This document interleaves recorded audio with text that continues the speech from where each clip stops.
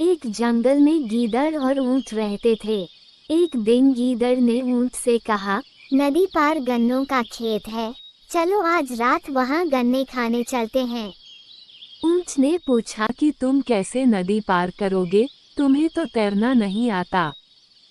गीदड़ ने कहा कि देखो मैंने तुम्हें गन्ने के खेत के बारे में बताया, तुम मुझे अपनी पीठ पर बैठाकर नदी पार करवा देना। हम अंधेरे में ही चुपचाप गन्ने खाकर आ जाएंगे, खेत का मालिक नहीं जागेगा। दोनों नदी पाका खेत में गए और पेट भर कर गन्ने खाए। ऊंट ने कहा चलो वापस चलते हैं। लेकिन गीदड़ अचानक गर्दन ऊपर उठाकर हुआ हुआ करने लगा। ऊंट ने उसे रोका कि ऐसा मत करो, खेत का मालिक जाग जाएगा और हमें मारेगा। गीदड़ ने कहा कि खाना खाने के बाद अगर वह हुआ हुआ न करे तो खाना नहीं पचता।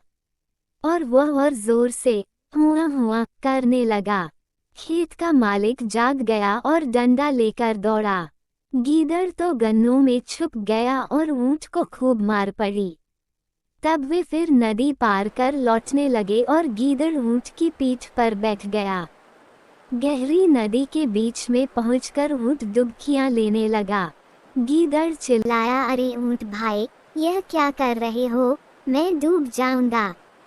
ऊंट ने कहा कि खाना खाने के बाद जब तक मैं पानी में डुबकी नहीं लगा लेता मेरा भोजन नहीं पचता। ऊंट ने एक गहरी डुबकी लगाई और गीदड़ डूब गया।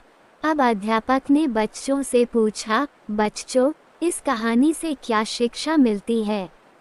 एक बच्चे ने उठकर कहा, इस कहानी से शिक्षा मिलती है कि खाना खाने के बाद हुआ हुआ नहीं करना चाहिए।